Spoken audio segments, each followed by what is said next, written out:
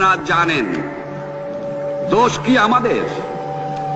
আজকে আমি প্রেসিডেন্ট ইয়াহিয়া খান সাহেবের সঙ্গে দেখা করেছি, আপনারা জানেন, আলাপ আলোচনা করেছি। আমি শুধু বাংলার নয়, পাকিস্তানের মেজরিটি পার্টির নেতা হিসাবে তাকে অনুরোধ করলাম 15 ফেব্রুয়ারি তারিখে আপনি জাতীয় পরিষদে অধিবেশন দেন। আমরা পাকিস্তানের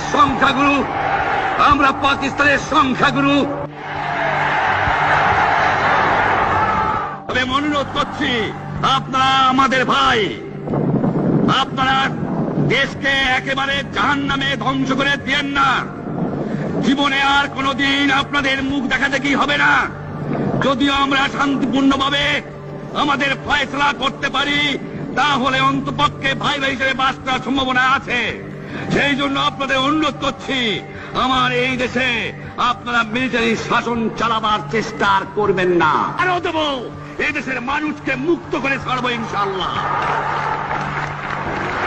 এবারে সংগ্রাম আমাদের মুক্তির সংগ্রাম, এবারে সংগ্রাম স্বাধীনতার সংগ্রাম।